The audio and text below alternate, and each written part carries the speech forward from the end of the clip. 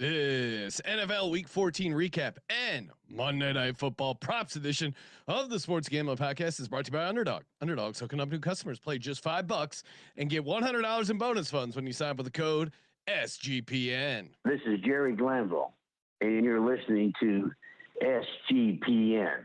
Let it ride, brother.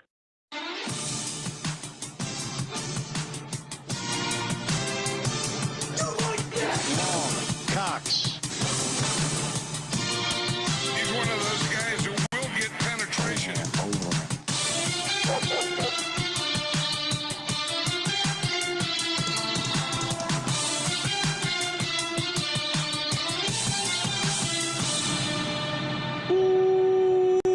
Welcome everyone to the Sports Gambling Podcast. I'm Sean, stuck in the money green with my partner in picks, Ryan, Real Money Kramer. What's happening, Kramer? Dog. Whoa, hell of a Sunday, Sean. Oh my gosh. Hell of a Sunday. Cash register is going to be broken. Just keeping it. It's like the Albertsons I go to that doesn't have the self checkout. That register is just banging. Just keep banging on it. So yeah, Kramer, you hit your 2 touchdowns. Blake Corum. CJ hit the ladder on Blake Corum that we talked about both on the VSiN show, the pregame show, your tail of the tape hit, which was a 25-1 parlay. Nice work on that. I hit the Saints money line. I went 2-1 on my round robin, which was still a nice, very nice cash. And yeah, I feel like between all this, and hopefully people turn into the pregame show, because I feel like even the listeners that we brought on, Gesicki anytime. We also talked about defensive special teams touchdown for the Broncos on the pregame show that came in. It was just a print fest. So hopefully you guys also had a very good Sunday. Fired up, talking recapping the great Sunday, talking Monday Night Football props. I will be at that game. If you're going to the game, shoot me a DM at Sean T. Green. Go Birds. And yeah, if you're a Chargers fan, don't want to hear from you. I'm kidding. I know the only Chargers fan going to the game, Decker, might be hanging out with him. So, and yeah, a lot to get to. Not only the winning bets. Hey, if you're listening, watching live, hit us up on Discord if you want to call in. Maybe you didn't have a great week. Maybe someone burned you. Maybe you want to put someone in the locker. Always fun to hear that. Or again, always enjoy hearing some touting. So the line is open. I feel like the game of the night, game of the day. We got to talk about the Kansas City Chiefs going down against the Houston Texans. Should we dim the lights? 20-10. Do we need to have the funeral, Ryan? Now they do have 4 games left, somewhat easy schedule, but I think they not only do they need to win out, they need a bunch of help to get it done. Texans defense showed up. I gave out Mahomes interception on the prop show. That was, I mean, he ended up throwing 3 of them. Mahomes. Nothing great from the Texans offense, but good enough to get it done. And we got an amazing sweat on the apostrophe game. Fairbairn did get his 2 field goals there at the end, but it was a bit of a sweat. Kansas City, just sloppy play, really. That to me was the drops left and right, going for it maybe when you didn't need to. And Mahomes played a really bad game. His receivers didn't help him at all, but I thought this was a very poor game by the Chiefs. And the Chiefs defense, I mean, considering the Chiefs offense turned it over 3 times and didn't get it on 4th down, like to hold the Texans to 20 points. I kind of thought the Chiefs defense played pretty solid for the most part. Yeah. Game starts out. They give up some early stuff.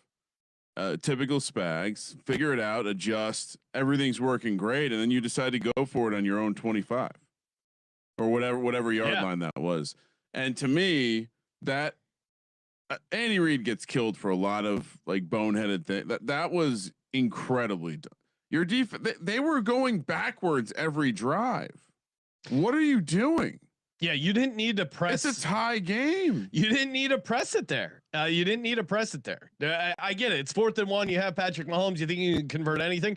And again, if they catch that and keep going, I guess it's another story. I don't think it's a coincidence that Kelsey's put out that ridiculously stupid George. You're having George Clooney on the podcast. Like you've gone to a new heights. Planning a wedding. I mean, a lot of distractions. You expect me to believe that you've never argued with Taylor Swift? lot of distractions floating around in Kansas City, and it showed. Like there's just a lack of focus right now for this Kansas City Chiefs team. And on the other side, Texans defense plays outstanding, and their offense is good enough to keep them in these games. And I mean, the AFC is wide open. I would not be shocked, assuming they get in, and they have a pretty good chance to get in. The Texans could be one of those teams that make a run.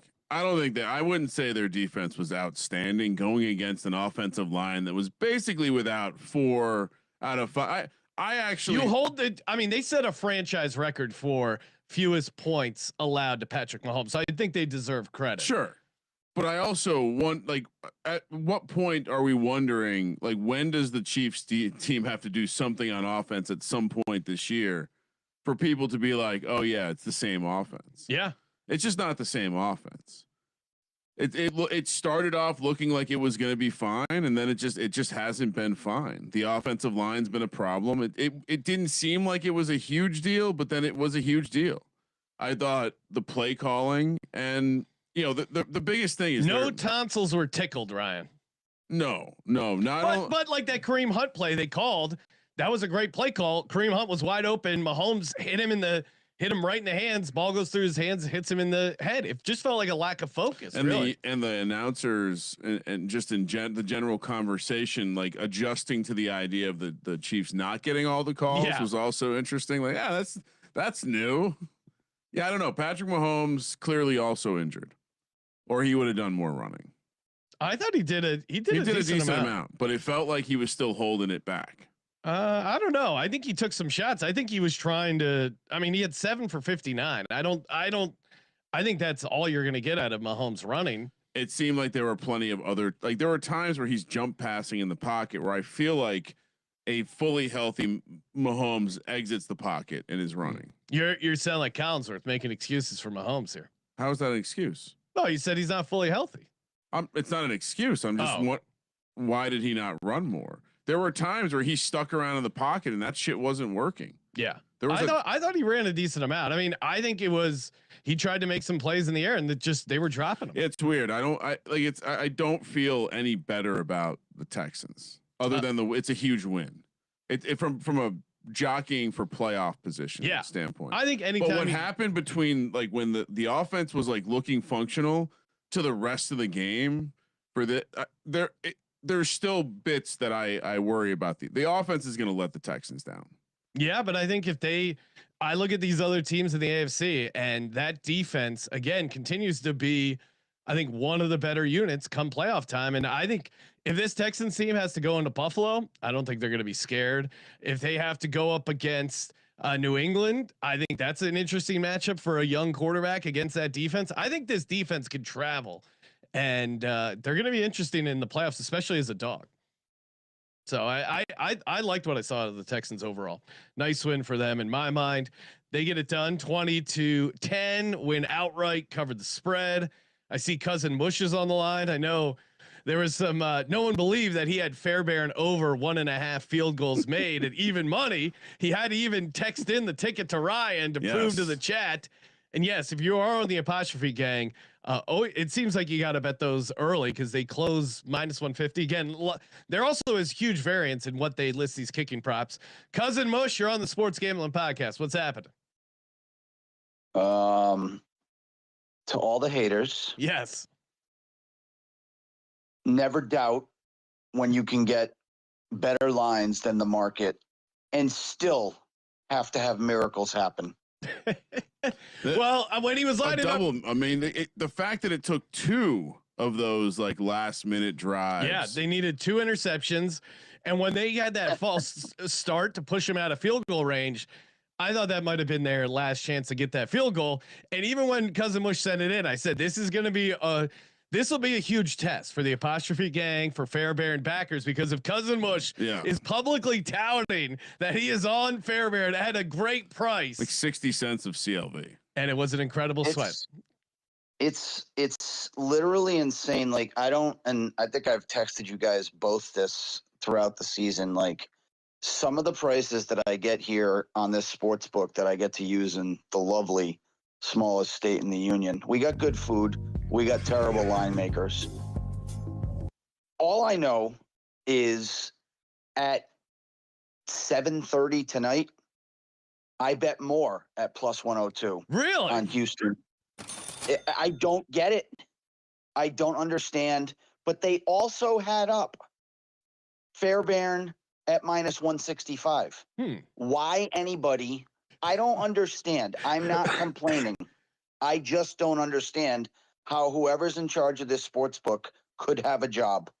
It's got to be a computer glitch. But the funny part is, I went and looked for tomorrow night's game, Sean. Yeah. There's only named field goal kickers.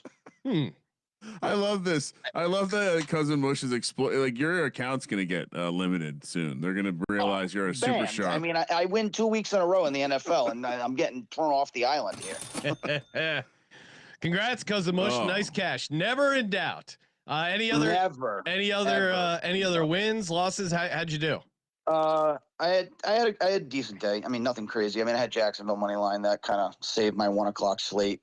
As I waited 9.5 hours for Judkins to not get in the friggin' end zone. I mean, man. that was a 5 touchdown parlay. That Judkins was the last leg and gets tripped up at the friggin' 2-yard line, and then the lovely Shador Sander. I don't understand why they just didn't hand the ball off 4 times to him when they got down there on that drive. But Crazy. yeah, decent day. All right, that's all you can ask for. Appreciate you calling in, Cousin Mush. All right, boys. See you next week. Let it ride. Let it ride. Yes, we got a bunch of callers, bunch of picks and plays. I see Olan. We'll save him for the Bears Packers analysis. I haven't heard from Dick Puncher lately. I would assume you'd want to call in and tout about his Packers winning. Japan, you are live on the Sports Gambling Podcast. How you doing, Japan? Doing pretty good. Got my teeth punched in on the 1 o'clock slot. 1 o'clock slate. So you know what the fuck I did? I said, you know what? I'm gonna ride with motherfucking Dick Puncher. He couldn't call into the pregame show. Don't know why. He might have been scared of Olan. But I went ahead and I fucking pressed. And when I was watching that motherfucking game, that motherfucker, that zesty motherfucker, Caleb, he is pretty good. Like had me worried. Yeah. He had me so fucking worried that when it got down to the 2 minutes, I stopped watching the fucking game and I went ahead and just started finishing laundry. So when I finished laundry, I came back, I saw the score. I had minus 6.5. And then I told my daughter, I said, you know what? I'm a fucking cheesehead. Go Pack, go. Go Pack, go. Go Pack, go. So they saved my night. And then after that, I went down back to the casino. And then I placed another wager on the Lakers. And that saved my day. There you go. I'm back on top. Showtime, Lakers. Let's fucking go. And it's dab time, guys. Let's go. It's smoking my weed.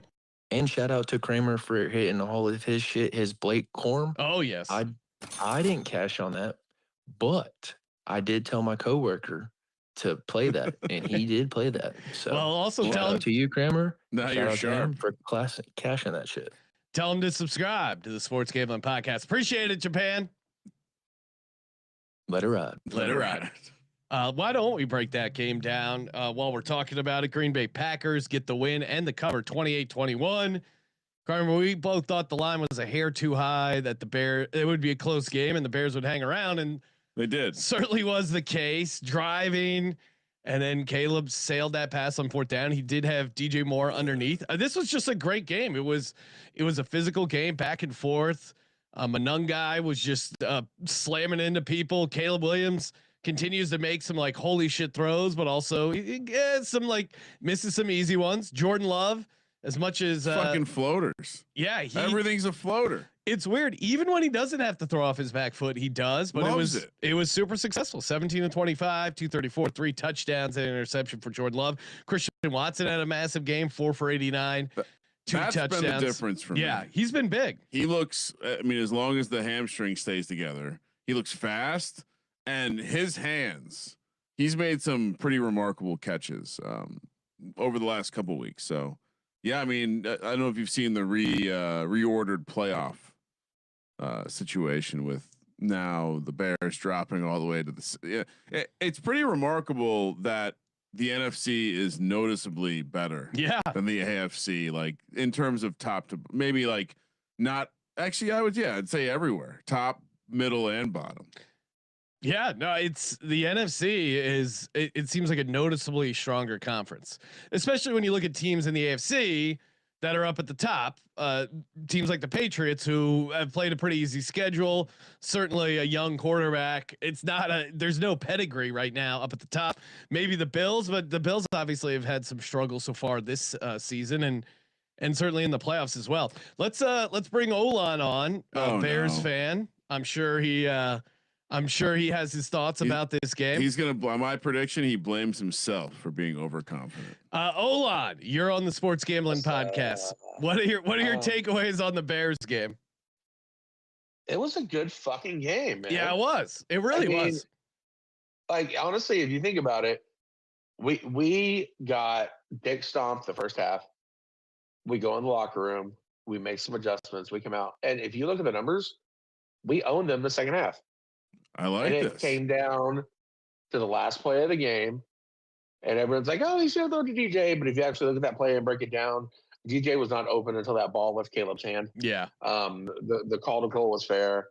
I mean, dude, like I said this morning, bro, we're on a fucking free roll right now. We were not supposed to be here, you know?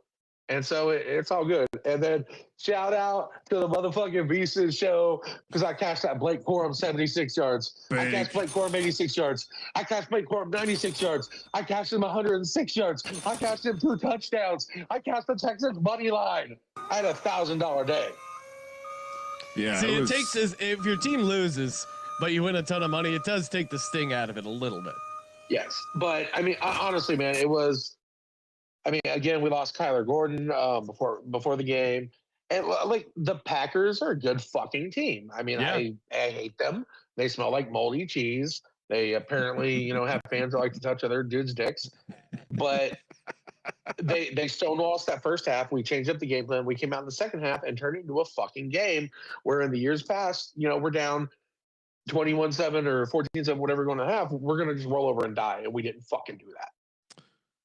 Which, in addition to the Packers winning and breaking Olan's heart, probably making Dick Puncher happy, it also was the winning selection in our survivor pool over on Splash Sports. Oh, wow. Okay. It ended this week 4 out on the Bucks and 1. Wow. Yeah, I know Circus Survivor's crazy too. It's down to like a dozen people or something. I think it's under. I think it's 8 actually. Really crazy. 8 or 10 maybe. Yeah, wild. Yeah, we'll get to that game. Bucks ruined one of my big teasers. Oh yeah, Bucks crushed a lot of teasers.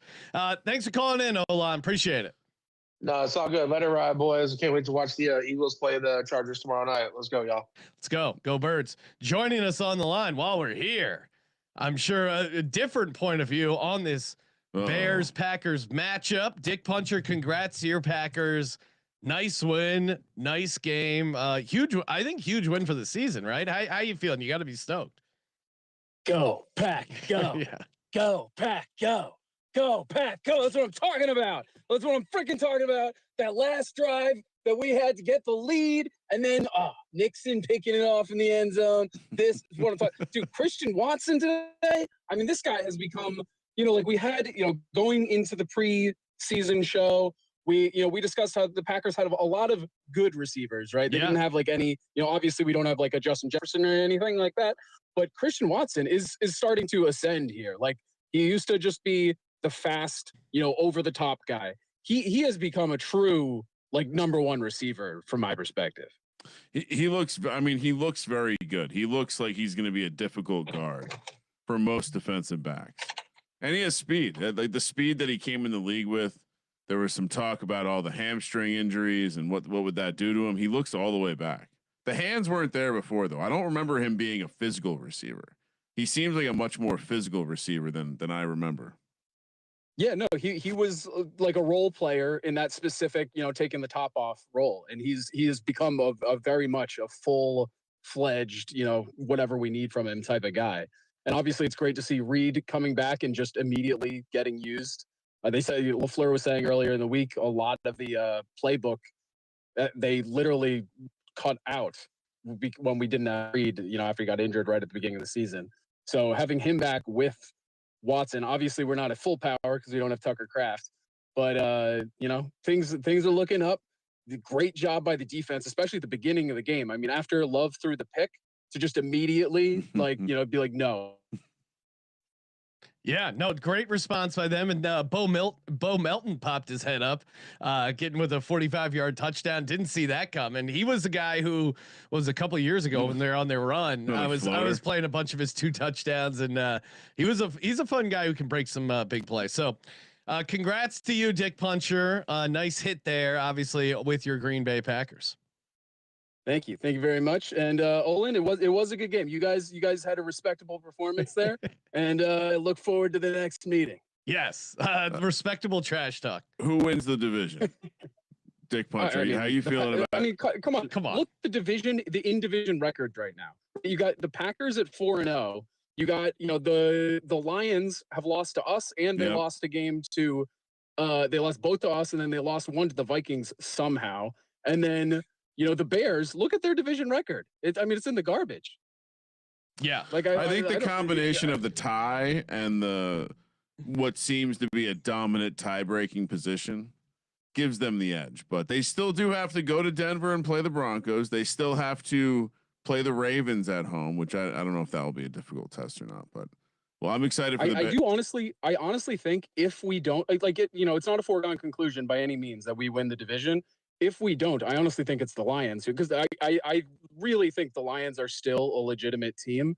And I think the Bears are not bad, but I do think the Lions are better than the Bears. Yeah. Do the Bears make the playoffs? Well, do the Lions make the playoffs? I don't think so. I thought before this week, I thought when they became the 1 seed, I was saying, I don't think they make the playoffs. I really don't. Not because they're bad or anything. It's just their schedule. I mean, it's a real gauntlet. Playing us twice and Detroit, who mauled them. And like I said, I very much think the Lions are a legit team. And then they still have to play San Francisco. Yeah, I think they're competing with for the wild card seed. Yeah, when you look at it, it's like the Lions. You can see the wins stacking up there. You can see. I mean, you have the NFC West situation to go with now a sneaky NFC South situation, which could provide another team to compete. That would be very hilarious to go from 1 seed. As a Packers fan, I would imagine it would be very amusing to watch the Bears go from 1 seed to out of the playoffs. Missing the playoffs. To pull the Colts. I was projecting it when they became the 1 seed. I was projecting them to miss the playoffs. They're pulling a Colts. All right, Dick Puncher, thanks for calling in, man. All right, have a good one, guys. Let it ride. All right, let it ride. Kramer, we got more games to talk about. We got more games to recap. We got our Monday night props. Before we do, shout out to Kalshi. Kalshi, available in 50 states. Imagine trading the NFL, all different kinds of sports, and not only sports, kind of wild stuff, crypto, politics. You can trade anything over on Kalshi. And when you download the Kalshi app, again, available in all 50 states. It's, some places, some of the other stuff went away, certain states. So Kalshi available in all 50 states. New traders get $20 in their accounts when you use our promo code SGPN.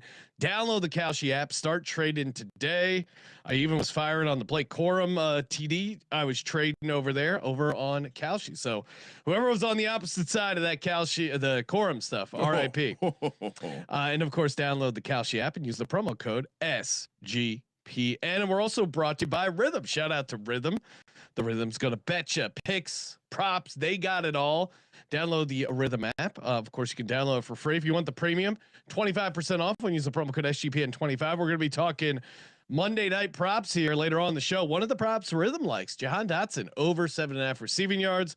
I am not disagreeing with that. That's a nice little fun play, fun sweat. If he catches a ball, he's going to get that 7.5 yards, and I think he gets it done. I agree with Rhythm, but again, you can build your own models, track your picks for a chance to win $1,000 in the Rhythm app. Download Rhythm today and use that promo code SGPN25. Okay, Kramer, we got more calls. We got more games. Let's go back to Thursday night. Not a ton to report. Lions smoked the Cowboys 44-30, get the win and the cover.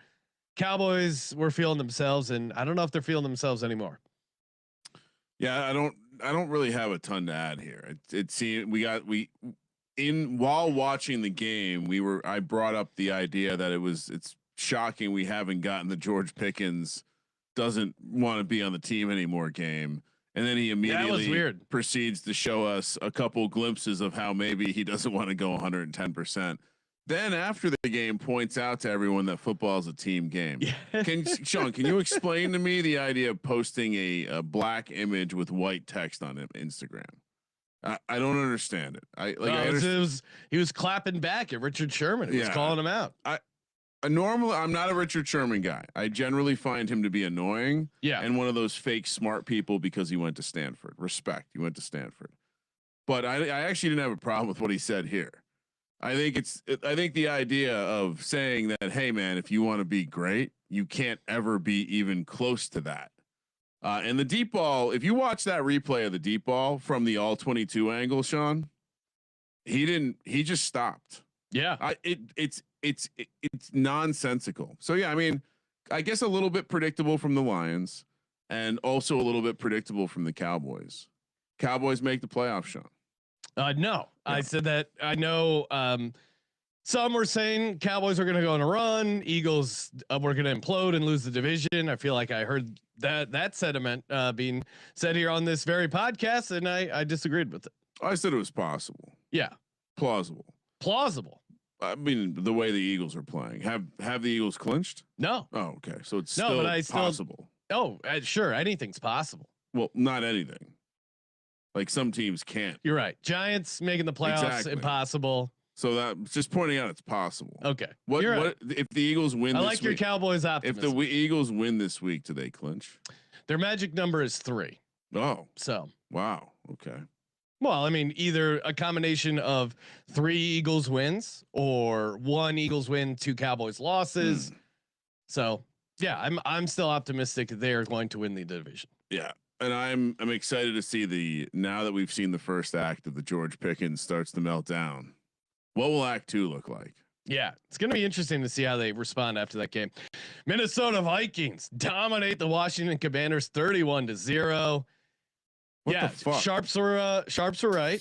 I hate that they were right about this one. Yeah, it was the idea of taking JJ McCarthy as a favorite was not appealing, but that was the right side. He didn't look horrible. This to me was just this Commanders team is really bad. Jaden Daniels re-aggravated his arm. Supposedly it's not horrible and that he plans on continuing to play. Zach Ertz blew out his ACL. RIP Zach Ertz. That is not good late in your career like that. We'll see what that could be a wrap for him. I hope not. He's a great tight end, but yeah, I don't know what you I don't know. I mean, this Commanders team is very, very bad. They will be a close your eye special. They've been a close your eye special a number of times, Ryan, and they have not come through next week. But on the other side, I've been quasi defending JJ McCarthy by just saying, hey guys, it's 5 games. Yeah. Maybe don't completely. I agree. Nothing about it looked good. I picked the Commanders on the show. I'm not saying I was, but how much they wanted to bury the kid, I thought was a little premature. Again, highlighting the fact that he was injured and coming off an injury as a rookie. The expectations were insane, but yeah, nice game by JJ.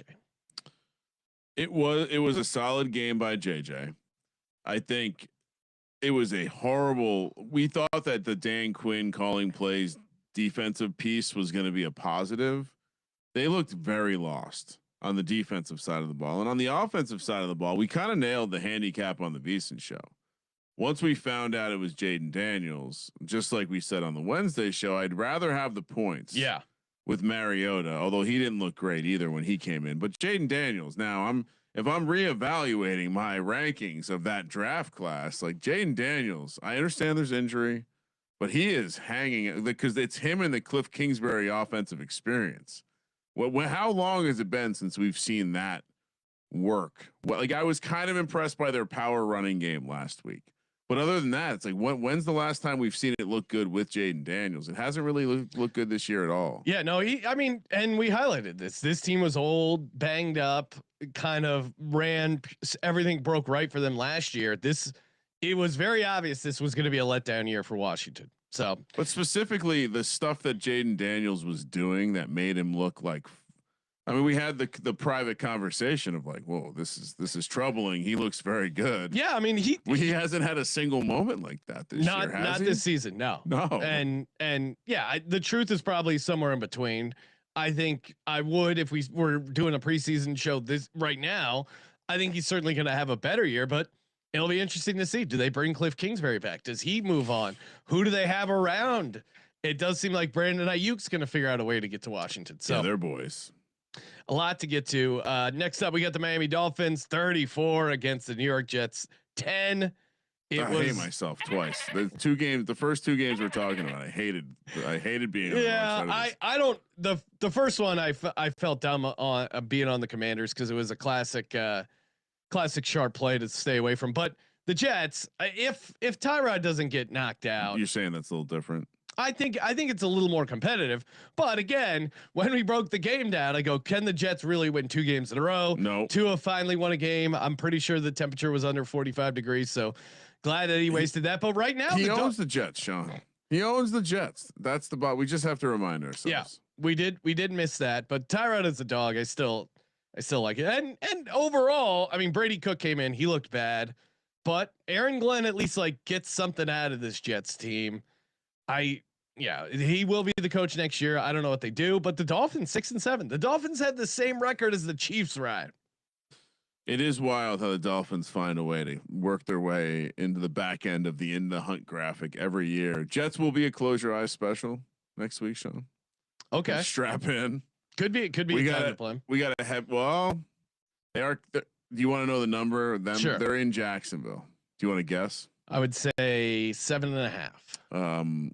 Between 11.5 and 12.5 right now. It's a little high. Well, they don't have a quarterback. Yeah, I guess you're right. I'm assuming you're right. My 7.5 point guess was with Tyrod, but if he has a groin injury, if Brady Cook on the road, my God, you got to make that. Justin like 13. Fields has to go back in. He has to accept the new Taysom Hill role and realize it's the old Justin Fields role. Yeah, and then bang, they're back. Tennessee Titans get the win, 31-29. Very exciting back and forth game.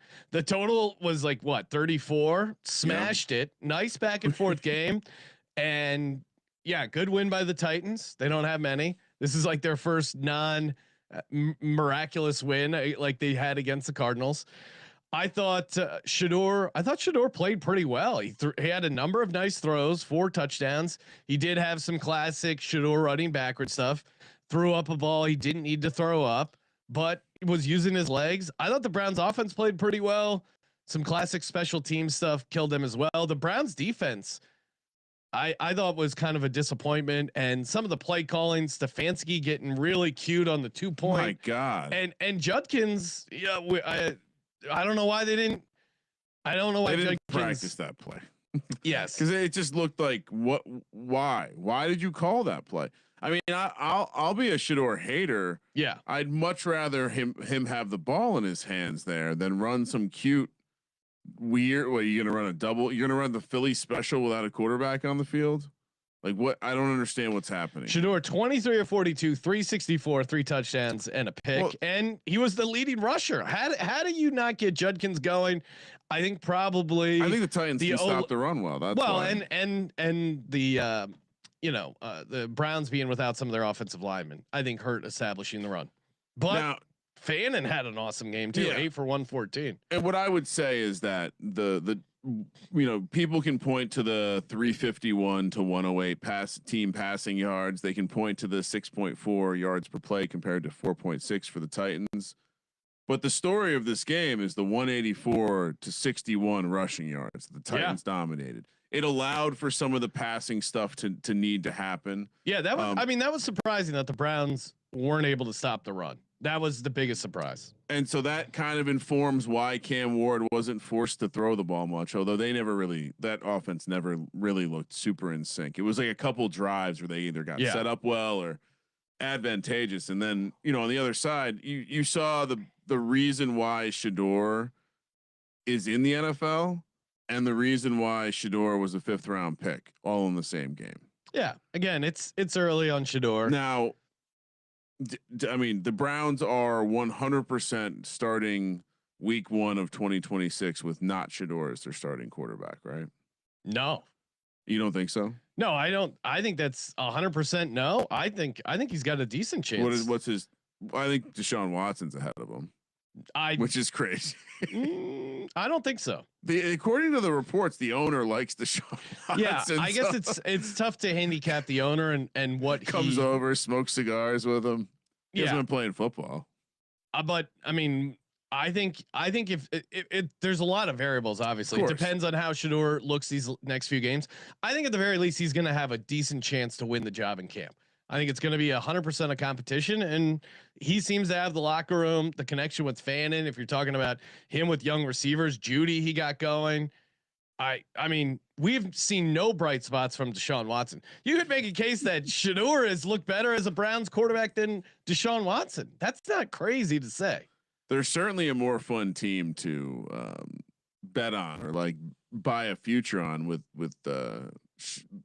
having a low price with Shador versus a high price with Deshaun Watson. I'm not touching Deshaun Watson. Let's see if the other thing is that Tennessee's been awful, especially in the back end, and so. But I mean, Cam Ward going into Cleveland, getting the dub over Shador. Sure, but Cam Ward, Shador obviously played better than Cam Ward. Obviously, 100%. Yeah. I thought Cam Ward made some nice throws. Yeah. And they won the game. Sure. But I mean, if you were just grading their performances, Shador played much better than Cam Ward. Yeah, I think I was highlighting with the rushing comparison to the passing. I think he was forced to throw the ball more, so he had a lot more opportunities. But I thought he looked better with his ball placement and a lot of the other stuff. Like he made some really nice throws. He had the good throws and he had the really bad. Like you saw the whole experience from Shador in this game. Yeah. Minus the bad fumble, like the running 20 yards backward fumble. Yeah, he got in the end zone too. The anytime. The rushing was good. That was the best part of what I saw. I thought he actually went forward in the pocket. That was if I was. I thought he had I thought he had a couple real high level nice throws. The one to Judy. Yeah. That's Fannin a good ball. Fannin made a couple insane catches for him. Yeah.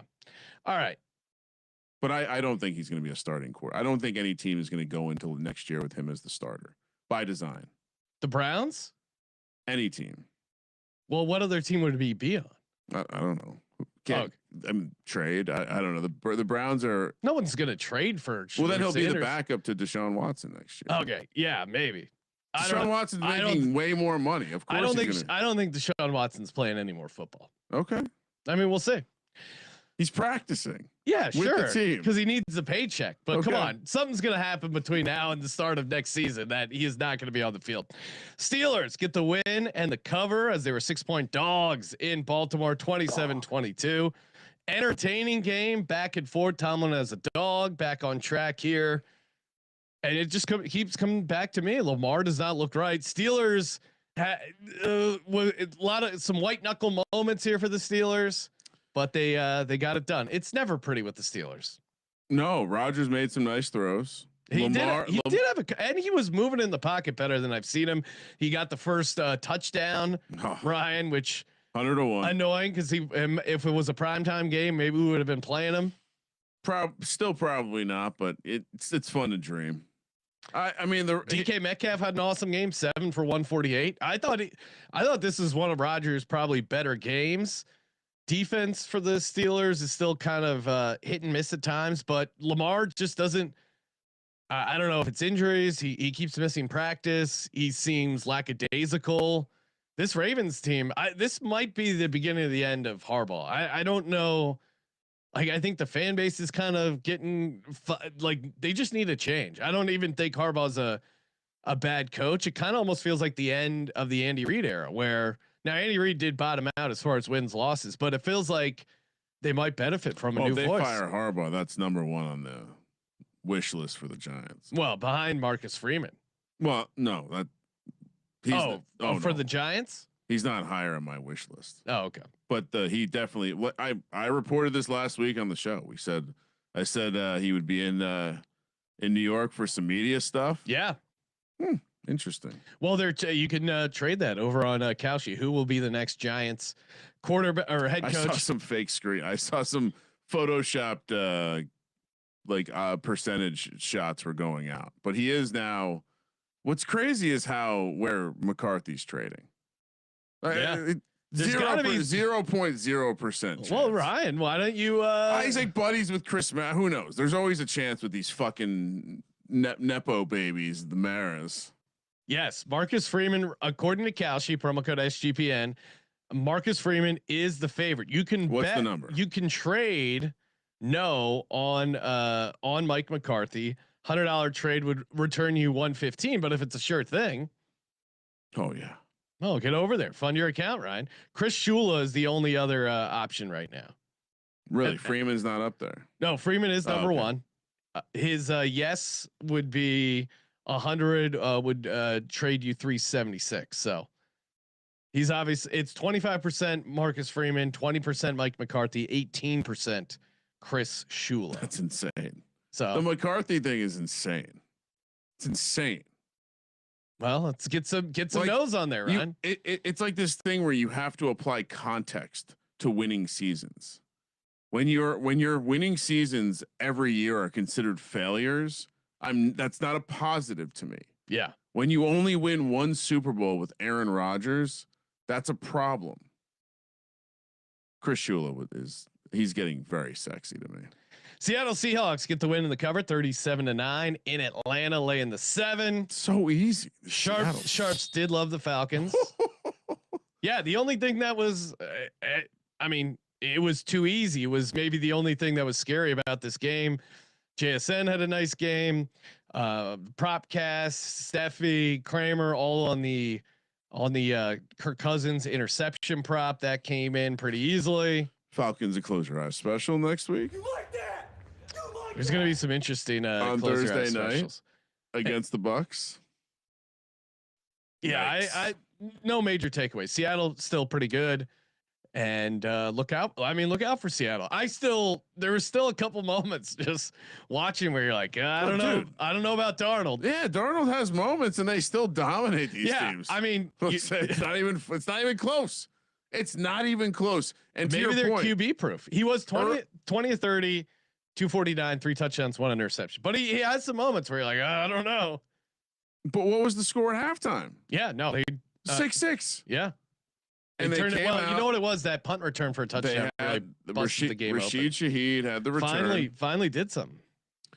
But still, you have a game where you're not playing your A game. You're no longer like in this EPA God MVP conversation, and your team is dominating teams 37-9 on the road. Yeah, no, this team has to be taken seriously, right? Certainly, but come playoff time, if they're favorites, with the everything you said about the Texans defense applies to this defense too.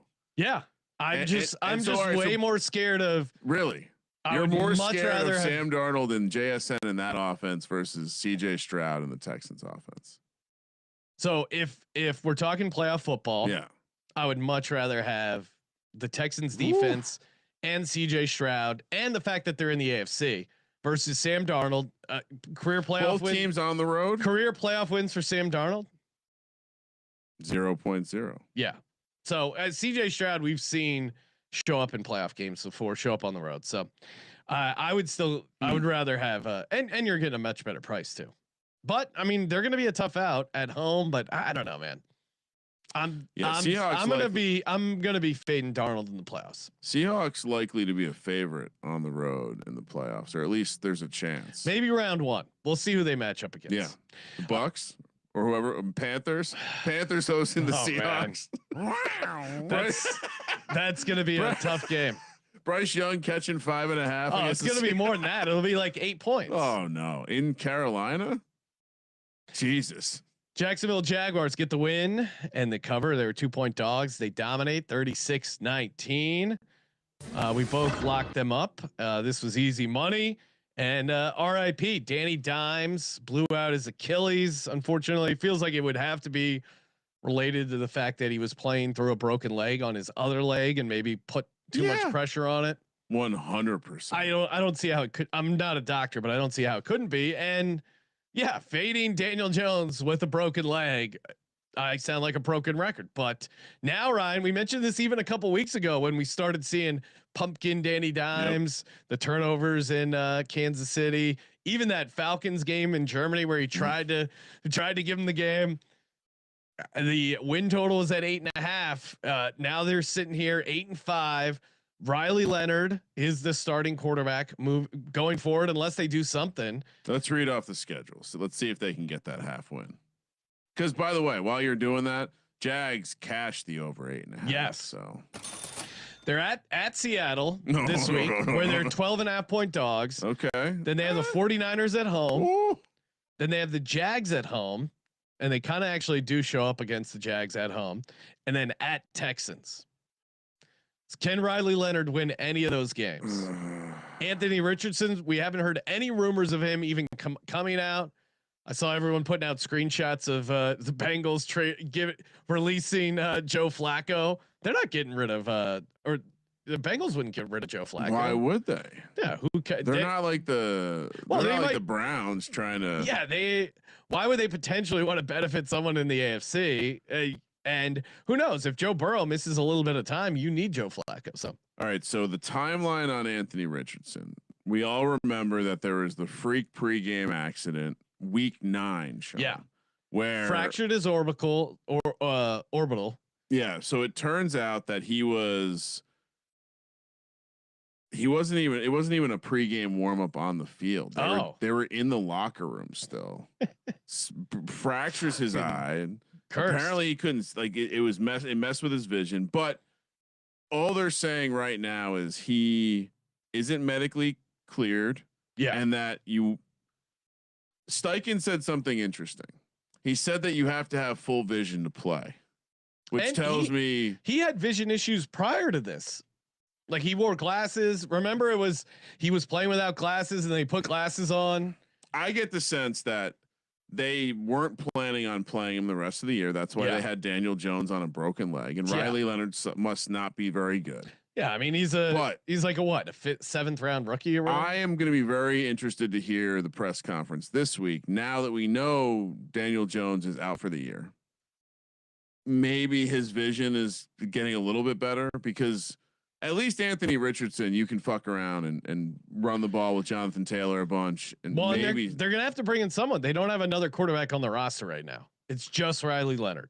I believe they have someone on the practice squad probably. Let me see. But on the 53-man roster, it was just Riley Leonard. Which, I mean, that's even crazy a little bit. You got a guy played on a broken leg. So I think Brett Rippon is on there. Okay. But yeah, to your point, I think they need to sign, like they need to get a guy who can actually play like if Riley Leonard gets Andrew hurt, Luck, people are calling for Andrew Luck. He's out there taking snaps for Stanford. No. New Orleans Saints get the win and the cover. Love this 8.5 point dogs plus 350 on the money line. Shout out to the Shuckleheads. Huge win for the Saints. 2 rushing touchdowns.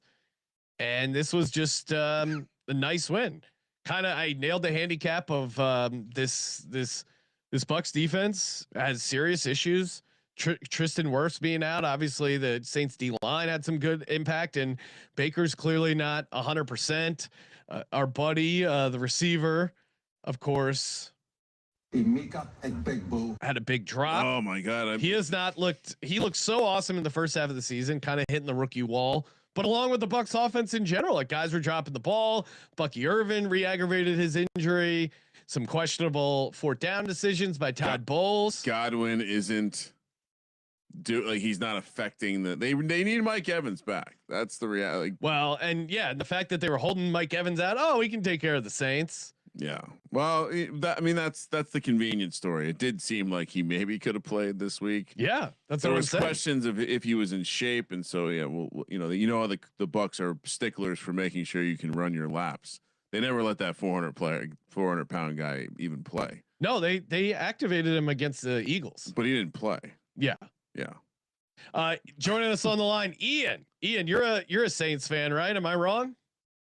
Oh, you're 100% right about that. I am a Saints fan, and I was wondering what that monsoon was at the game. Turns out it was just Notre Dame fans flying over the stadium, crying their eyes out. Babies. It was so funny to hear that this morning. Join a conference, bro. Yeah. Well, now they're going to have something where if they're a top 12 team, they automatically make They've the playoff. already agreed to. Yeah. But it's like, yeah, join a conference, you little bitches, you private school pussies. Ian, what do you make of your Saints getting the win? Tyler Shuck looked pretty solid. How are we feeling? I was just about to say, man, I was about to come on. I haven't heard any of the Buccaneers fans, man. They've been real quiet on Instagram since today. Yeah, just kind of going back from the game. What I could take away from this game is that our rookies, they're playing a lot of football right now, and like a significant of good snaps. Like Jonas Sanker, the safety that we got in the third round. Devin Neal was out there. I think he had freaking 70 yards and a touchdown. 19 for 70, and he got in the end zone. Devon Vele, decent game, 3 for 40. Everyone was clowning us for the 4th round pick, and I kind of was too. Yeah. I can't lie at first at some point, but now it kind of makes sense. And like someone was talking about, like how the team is flipped on a dime, where it's like, okay, we got a lot of young guys coming in. We give one more class to these guys, and Shuck is our guy. Watch out, Panthers, Falcons, and Bucks, because let me tell you, Shuck is coming. I mean, all right. When it comes to quarterbacks, we know, Kramer, you're kind of getting it with Dart right now. We love our guys. When they start to do good, especially rookies. Yeah. So let me tell you something. When I was watching Tyler Shuck today, some of the sacks he was getting out of, I said, that kind of looks like freaking Josh Allen, man. Yeah. Josh Allen. I like it. Like that one where he escaped Vita Vea. I was like, what is going on here? I jumped out of my couch. I go, okay, we got something here. So let me ask you, you taking Jaden Daniels or Tyler Shuck right now? Okay. All right. Yeah, come on. Not too crazy. Sorry, let the guy enjoy his Tyler Shuck win. Why you putting him on the spot like after that? today? Kramer. Come on, I might take Tyler Shuck as a big fan of players from Louisville. Jaden Daniels, he doesn't have that big body. Tyler Shuck with that nice straight line speed. He did a great job getting out, and they even had some nice design runs for him. Ian, as a Saints fan, who ends up winning the NFC South? Panthers, 100%. Really? Whoa. Next week, Panthers. I mean, here's my thing with the Bucks is like, okay. I'm an honest Saints fan. This is not a good football team. Yes. Under any circumstance. The fact that you had Chris Godwin back, Bucky Irving back, you have Baker, who's relatively healthy from what I know. Defense, and you still can't even beat the Saints at home. That's a bad sign, man. This Panthers team, they're frisky, man. They're frisky. I can't lie. BY9, as they call them. We'll see. So I don't know. It just feels like the Buccaneers are kind of falling apart while the Panthers aren't exactly elevating, but they're keeping it to where I think they're going to keep getting a few more bullshit wins. I could see the Buccaneers. I mean, freaking losing 3 of their next 4. Seriously. They play the Panthers twice. So it's going to be interesting those next couple of weeks there. Yeah. And shout out to the Steelers and Ravens. We did in terms of betting. We'll get back to betting. Yeah. What do you got? All right. I won't bore you with the details, but this morning I woke up kind of late. I can't lie. This is why you always put your bets in early. Be a responsible gambler. But I wasn't. So I'm scrambling. And I'll relate. I'll credit this to I own literally the whole entire Ravens team in fantasy, which wasn't a crazy good buy this year. Yeah. Zay Flowers, Lamar, and Derek. So I watch a lot of Ravens football. I knew exactly how this game was going down today in the Steelers game. So we hit a 170-1 parlay. All right. Whoa. Oh my God. Yeah. It was a combination of Lamar interception, Keaton Mitchell, Pat Fryer, a lot of BS. But anyway, I threw a couple bucks on it. Ended up paying out $600. So big day. Great day. And Saints win and a win in gambling. I mean, come on. Don't give us what more can you ask for? Congrats. Ian, appreciate you calling in, man. Absolutely. Who dat? Fuck the Bucks, baby. Who dat? Let it ride. Let it ride. Yeah. Who dat is a fun thing to say. Shout out to the Saints. Just whatever you do, don't Google anything with the Saints and the Catholic Church. Don't do that. Cover-ups. Don't definitely do that. Bills get the win 39-34. Do not get the cover. Thankfully, lock the Bengals up. And they were the third leg in my money line round robin. I hit on the Saints and the Jags, so it still paid out decent, but Bengals money line obviously would have been huge. Bengals offense was doing whatever they wanted up and down the field for the Bills. Bills couldn't slow them down. Bengals defense had enough moments, and then they were up 21-18. And the ball slips out of Joey Burrow's hands right to the defender, takes it to the house, pick 6. Okay, fine. They're only down 4. Joe Burrow's been going up and down the field all game. And then right after that, another interception. Now, thankfully, Saints did drive down and get the backdoor cover, but nice win for this Bills team. I mean, they were down 10 earlier in the game. They are a tough out at home. I still think this Bills defense is going to limit their ceiling in the playoff, but on the other side, this AFC is pretty wide open. So maybe they can get by with this defense. I feel like someone's going to catch him though in the playoffs. Do you remember when Joe Burrow's hand size was a problem? Like they were a little on the small side. Don't remember that. No. During the draft process, there were 9-inch hands. They looked small in the cold weather there. Buffalo. Well, it slipped out of his hand. Yeah, that's what I mean. If it was Bryce Young that did the same thing, we would be having a good laugh about it. I couldn't believe it. As things were unfolding in real time, we both had a couple money line positions. And for a little while, even though the Bengals Bills always high variance, there's going to be some volatility. The idea that they were going to not only blow that game, but almost not cover, it seemed at that point foreign to me. They had been playing so well; they were moving the ball. If anything, it felt like Buffalo was the team kind of hanging on. Josh Allen was having to make ridiculous play after ridiculous play, and I mean, I that effectively. We discussed this before the game, but the Bengals not eliminated by any stretch of the imagination, but it would have been helpful to win that game. Yeah, and Jackson Hawes did get in the end zone. Felt like we talked about that in the pregame show. What was it, like the 10-1? Yeah. Is it? No, it couldn't. No, it was probably like 5-1. Yeah, that sounds. But Kincaid did, unfortunately. So I was directionally correct in my Dawson Knox 2 touchdowns, who was the leading receiver there for the Bills. But yeah, I mean, Josh Allen back against the wall. He's just going to run. So MVP, he's 14-1 right now. Thoughts on him crawling back into the situation? Stafford -160. I don't. Drake May +200. Jordan Love 10-1. Yeah, I guess as far as that 50-yard run in the snow. If I was gonna hop in here, I guess Josh Allen, but he plays Drake May. Here, the logic is they play each other head to head, so they have an opportunity not only to like pass him in the standings, but also aesthetically in a game you beat him. Well, to your point, Ryan, if you like the Bills money line against the Pats coming up next week, why not maybe a little sprinkle with Drake May? The problem is on the other side, Stafford's going to be tough to box out. Like he's just getting such good numbers too. What do you mean?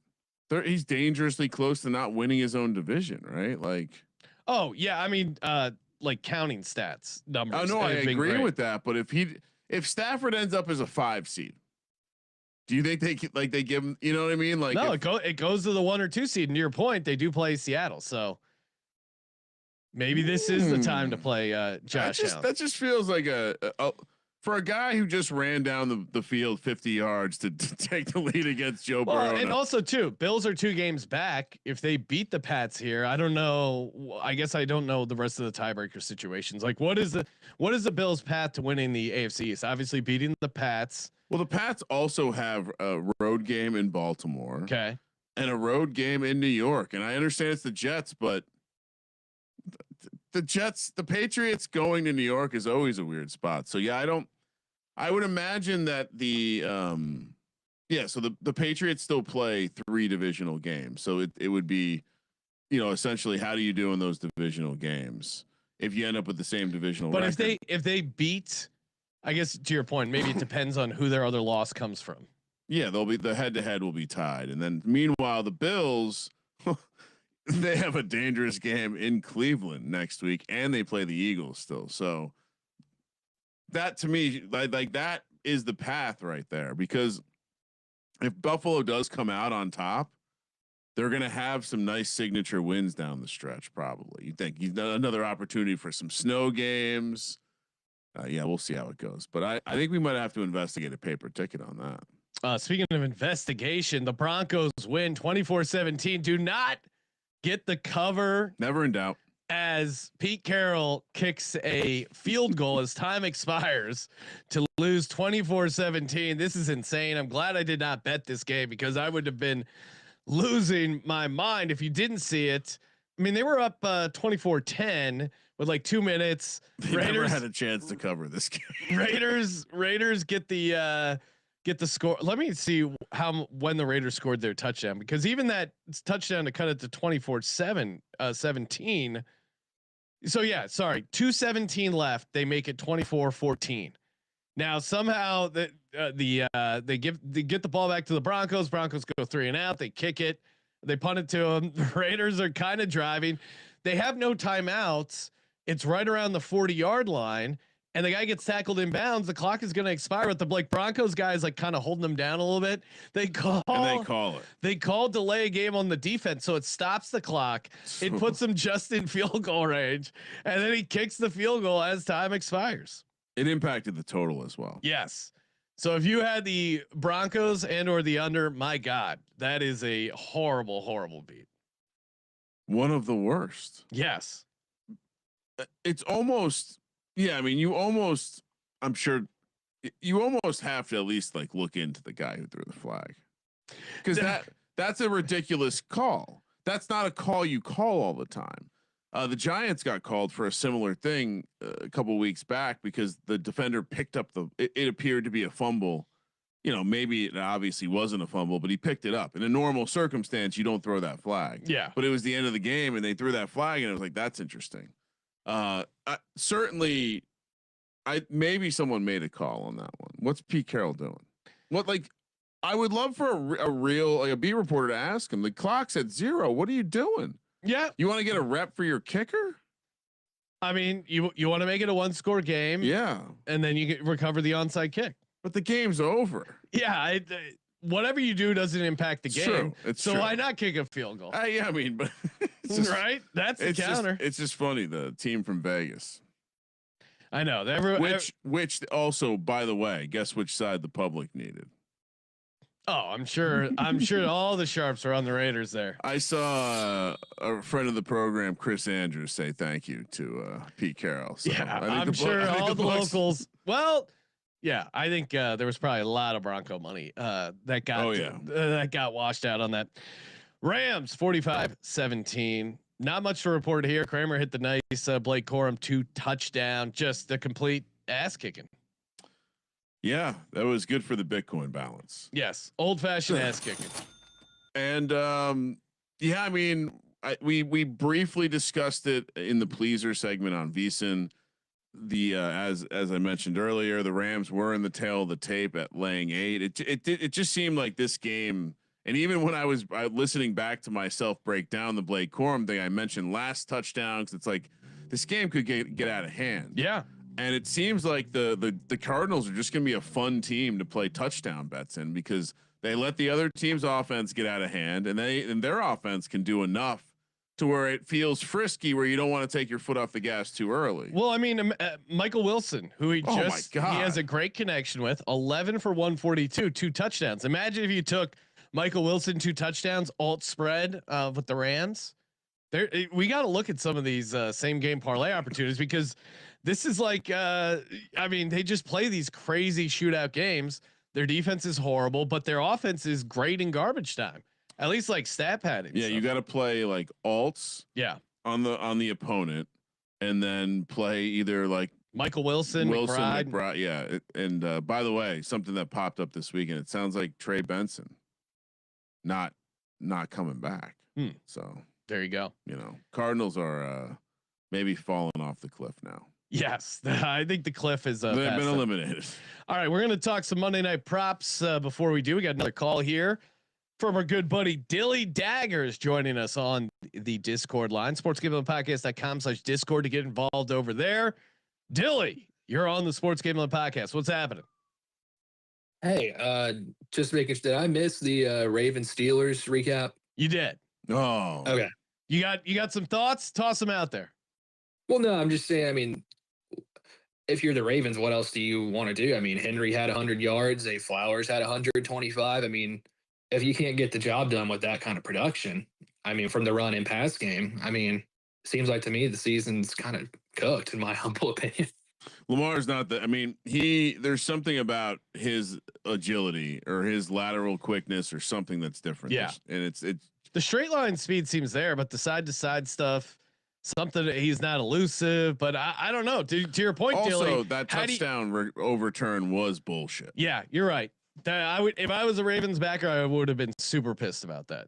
That's a touchdown. I don't understand. He wasn't going to the ground. If you're diving out on the sideline and you tap your two toes with no football move, it's a catch. But because he's running in the middle of the end zone, you need to move your body a little bit after your 2 feet go down. Yeah, that feels nonsensical.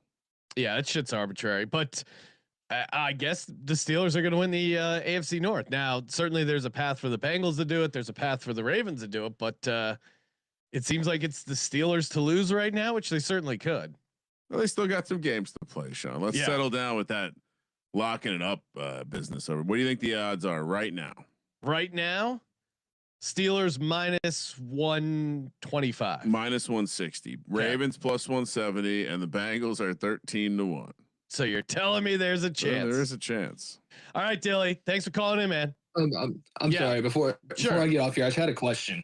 So, just to clarify for me and some other people that may not know, what exactly is a close your eyes special? Oh, this is great. Great, Kramer. Story for time. New listeners. Well, next week, there's a couple teams we'll be talking about it, but anyone that underperformed the spread by 21 points this week. So.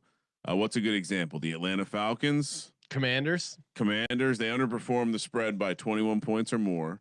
So next week, if they are dogs, which they are, Falcons are catching 5.5 on Thursday night against the Bucks. I hate a Thursday night closure eye special, and the Commanders are catching, what do we say, 12.5, 11.5. They will both be closure eye specials. And are the Jets a closure eye special? Is that what you? The Jets are a closure eye special as well. Wow. All right. So yeah, the Jets, and the Colts almost were. Man, this could have been a mess. The Jets, the Falcons, and no other teams, right? Sounds right. Yeah, Jets and Falcons. There you go, Dilly. Appreciate you tuning in, man. Yeah, appreciate y'all. Good night. Let it ride. All right. And Commanders. Sorry, Jets, Falcons, and Commanders. Yes. What a. And again, they're gross. That's why you got to play them. Hey, shout out to Novig, America's #1 sports prediction market. Great to get in on some great prices.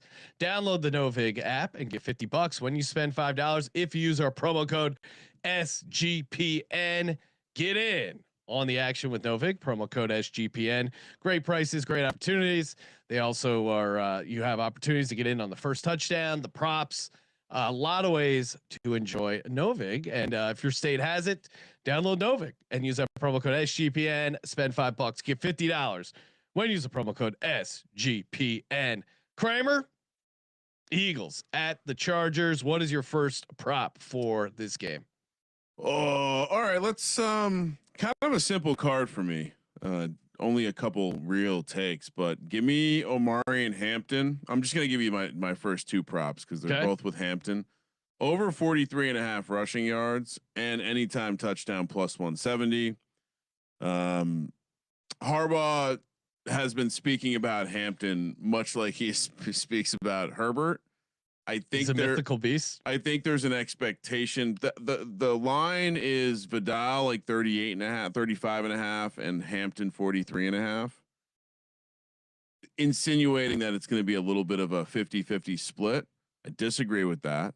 I think it's likely that we see Hampton get to a 12, something like that carry situation, which obviously 43.5 is ridiculous. And add in the fact that I think the most critical piece of the run defense, Jalen Carter, will not be out there. And so I think we could see the Eagles, specifically the Eagles run defense, have some moments where they let up longer runs. Thought about playing the longest rush as well, but 43.5 was so low. I'm playing the return of Omari and Hampton and the anytime touchdown plus 170. So over 43.5 rushing yards plus 170 for the anytime touchdown. I would not be playing that. I would be playing Jalen Hurts over 1.5 passing touchdowns plus 154. They're dialing in the offense. This Chargers defense, I think, is not particularly good. Geno Smith had 2 passing touchdowns against them. They got lit up by the Jags offense on the road.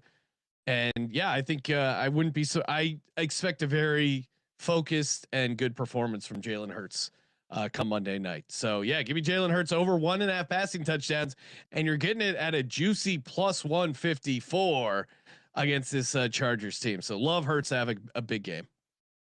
So you're not worried about the Eagles' run defense without Carter? No, I mean, okay, a little bit. Yeah, I mean, Jalen Carter's good. He wasn't 100%. I think that Bears game was an outlier. For the most part, the run defense has been very good. Jahad Campbell, I think, could be getting some more snaps, but Nakobe Dean and Zach Bond with that D line, I think is going to be fine. Honestly, the guy I am concerned about is like a Keenan Allen. I think could give the Eagles secondary a little trouble. I'm not particularly worried about the Chargers running game and a guy like Hampton in this spot. So. You want to give out your second one? Second prop, Devonta Smith over 21.5 longest reception. We saw a similar situation, similar game script, similar situation. The Eagles had an embarrassing loss on Thursday against the Giants. Then they came back 10 days later on the road in a dome and really lit it up passing the football. I think we could see a very similar situation here. Eagles have a nice extended rest against the Chargers. And you look at Devonta Smith, 6-2 to the over 21.5 as his longest catch the last 8 games. Chargers, I think, will struggle to cover Devonta Smith. And in the 2 games he played in a dome so far this season, he had a 79-yard catch and a 41-yard catch. So Devonta Smith, I mean, you remember what he did in the national championship game? That guy is a tough cover in a dome where he thrives. So I think over 21.5 longest reception, Devonta Smith. Well, I don't think the national championship game was being played in an open air stadium like so. Oh, you're right. You're right. It's a covered stadium, but maybe that throws off all my handicapping. You know, Colby's got the algorithm searching for dome. He's going to find this. I looked at Devonta Smith. He does seem like the most, and we'll stay tuned for the first touchdown segment. He does seem like the most likely top dog in the receiving game, but I'm sticking to the angle that I think there's going to be opportunity for Dallas Goedert against this defense. I think there's going to be opportunity. I think you could probably play him any way you wanted to. I'm not going to get cute.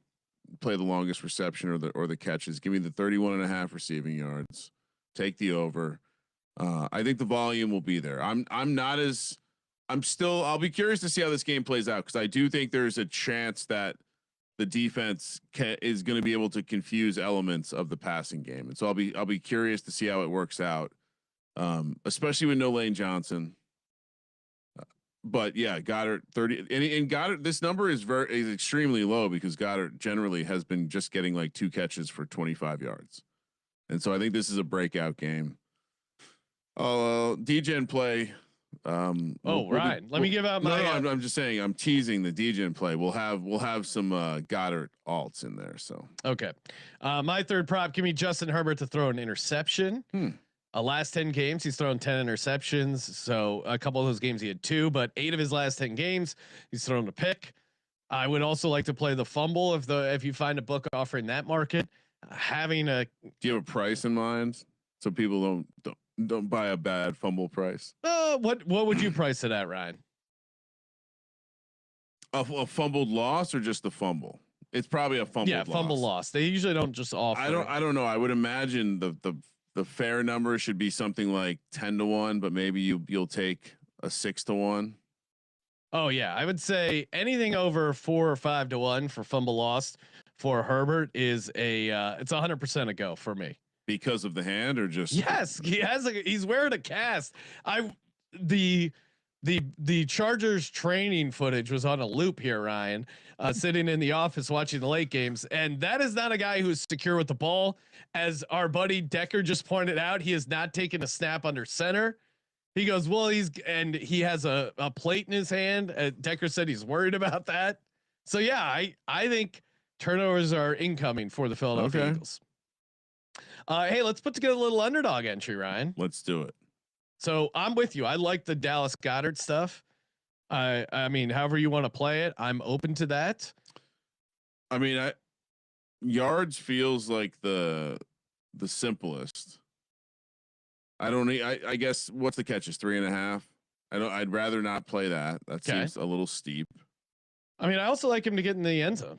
Yeah, all right, that's fine too. Okay, Dallas Goedert higher rushing receiving touchdown, and then just take the Hampton lower, right? Or Herbert INT. Do you like a Herbert? What do you mean Hampton lower? Oh well, that was what I would be playing. But do you like a Herbert INT? You're strangely confident to not like without Carter out there. Yeah, I'm just no. I mean, as someone who's pretty locked in on the team, that's not my biggest concern. Okay, but like they're gonna be going against a team that is going to commit to it and have volume. That's all. Sure. The chance that there's some stuff that leaks out just seems likely. Yeah. So I mean, you want to play a Herbert INT? Let's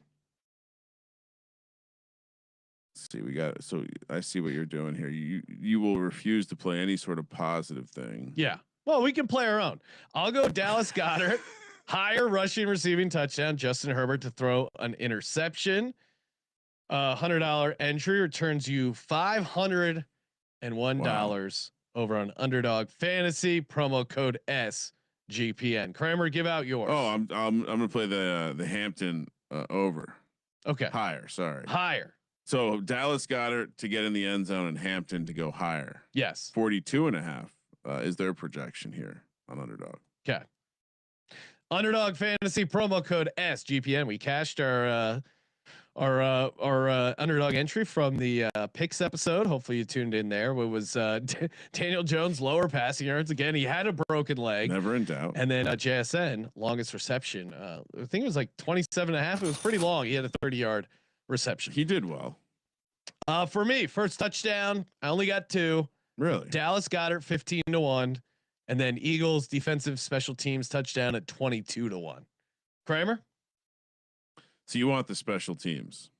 I do. And if you want to play Britton Covey 80-1 first touchdown, that's fun. But would he be the return man for punts? Yeah.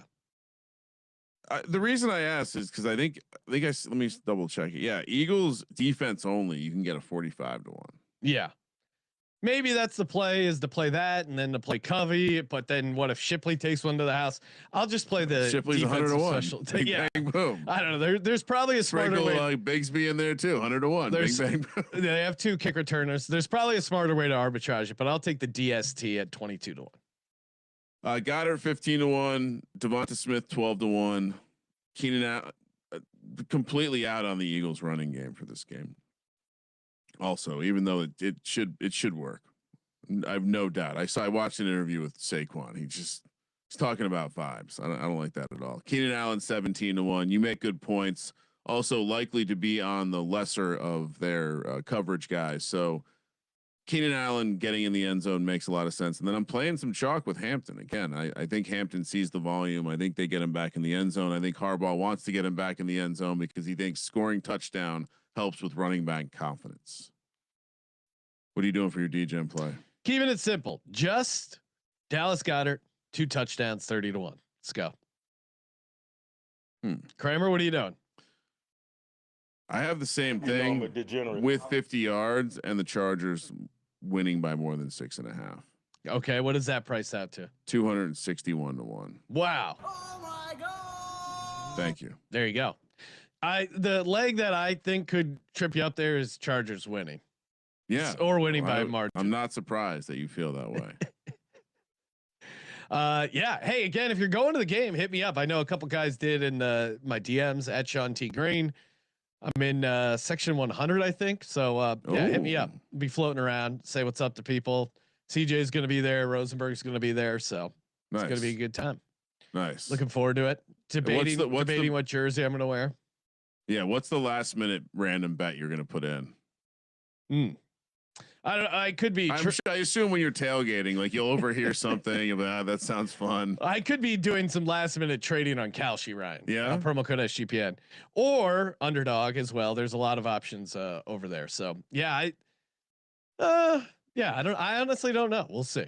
I'll let you know though. Stay tuned. I'm predicting you're going to add a long shot first touchdown. That sounds like something I would do. I'm gonna when you post your card tomorrow, it's not gonna be only 2. Well, stay tuned because at Sean T. Grain, there is some. I was That's close. my prediction. I was close to firing Covey, Bigsby, but we'll see. Stay tuned. Definitely not the return man trifecta. Calcaterra. No, don't bother. I ask Sean that every week. I go, "Is this the week that Calcaterra gets in the end zone?" No. Ben Sumerin. No. I don't even see. He's not even. Eagles just usually end up going chalk for touchdown. Kylan Granson. Which, by the way, we should alert. I mean, they're gonna Granson. I would like better than Calcaterra. Calcaterra, everyone's killing them because his run blocking's so bad, and he's out there a bunch. So I think Calcaterra gets less snaps. Tucker Fisk is out, so this could this be another Scott Matlock situation? Maybe that's the one you randomly throw in. No, even though it's a Charger. I do like Bigsby, and as Macon Bacon's pointed out, he is due. I do like him as a guy. 100-1. All right, add Tank Bigsby. There you go. Officially. All right. We're really bullied. Now, will you get to 4 by the game time? No. Well, maybe Britton Covey because he's an electric punt returner. Hey, appreciate everyone tuning in as always.